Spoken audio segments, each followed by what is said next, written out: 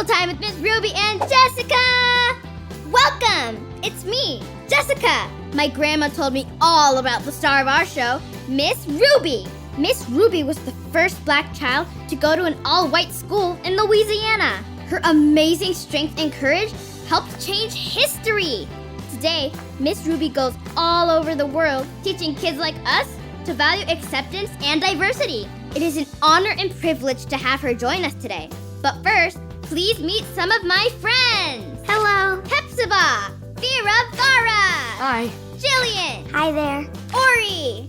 London. Hello. And Bentley. Welcome, everyone. Miss Ruby recently wrote a book called This Is Your Time. It is addressed to the young peacemakers of America. So today, we are all honorary peacemakers. Please welcome our very special guest, Ruby Bridges. Hi, Jessica, and all of my other special friends. Welcome, Miss Bridges. Miss Ruby, would you honor us today by reading from your book, This Is Your Time? I would love to.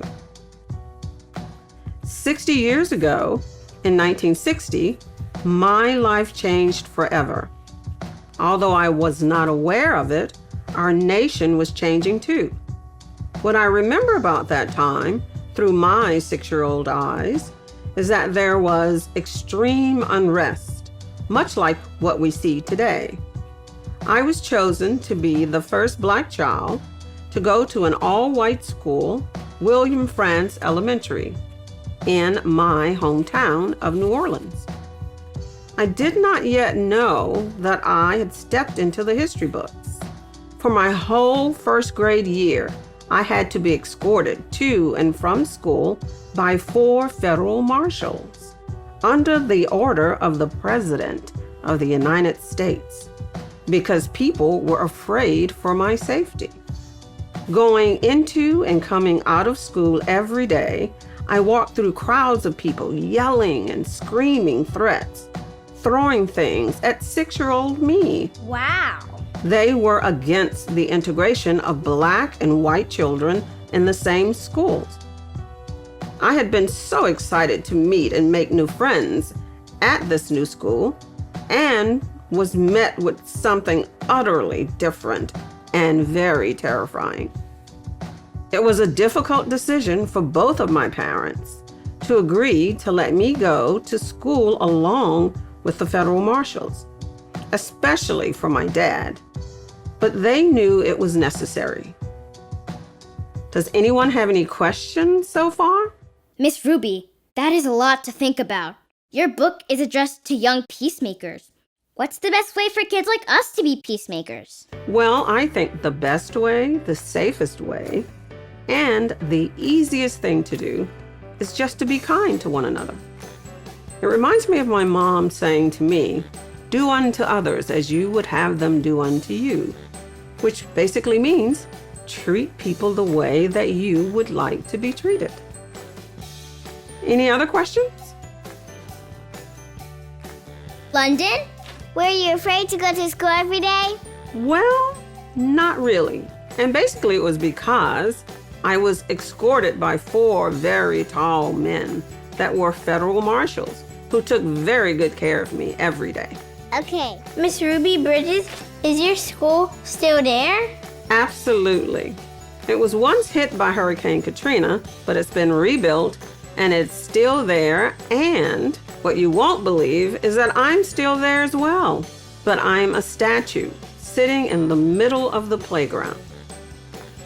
Miss Bridges, what were your teachers like? Bentley, why don't I tell you exactly what my teachers were like by reading another passage in my book. Yes. When I arrived at this all-white school that first day, all of the white parents rushed in and pulled out their kids. They didn't want their children going to school with me. But why? I didn't understand.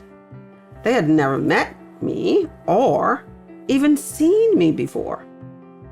So how could they know what kind of person I was? But none of that mattered. I don't think they even saw a child. All they saw was the color of my skin. I was black, and that meant I didn't matter. Some teachers even quit their jobs because they did not want to teach Black children. My teacher, Barbara Henry, came all the way from Boston to teach me. For the entire year, she sat alone with me in that classroom and taught me everything I needed to know. She really made school fun. We never missed a day that whole year. We knew we had to be at school for each other. I felt safe and loved, and that was because of Mrs. Henry, who, by the way, looked exactly like the women in that screaming mob outside the school. But she wasn't like them. She showed me her heart, and even at 6 years old, I knew she was different. Barbara Henry was white, and I was Black, and we mattered to each other. She became my best friend. I knew that if I got safely past that angry crowd outside and into my classroom, I was going to have a good day. Outside of that classroom, the world seemed a very violent place. I later learned that those people in the mob had hatred toward me solely because of the color of my skin. I thought often of the lessons of Dr. Martin Luther King Jr., who gave his life trying to teach us to judge people not by the color of their skin, but by the content of their character. Jessica, are you okay? I think you are a hero. An American hero. Did you know that you're a hero? A hero? No, Jessica, I don't feel much like a hero. A hero to me is someone like my dad. My father fought in the Korean War and won a Purple Heart. He was really my hero and a true American hero. Are there any other questions? Is there something else that I can share? Okay, Ori. Do you keep in touch with your teacher today? Yes, I do keep in touch with my teacher. She is still alive. She's still my very best friend, and she lives in Boston, where I get a chance to visit her at least once a year. Why do you think the other teachers didn't want to teach you? Well, this all took place during a time when the laws were very different in our country. The laws actually divided us. We were divided by the color of our skin. And so there were some people who wanted that law changed, but there were lots of people who didn't. So I believe that maybe that's why some of the teachers decided not to teach me. Were you ever able to become friends with other kids at the school? Finally, near the end of the year, I did make friends.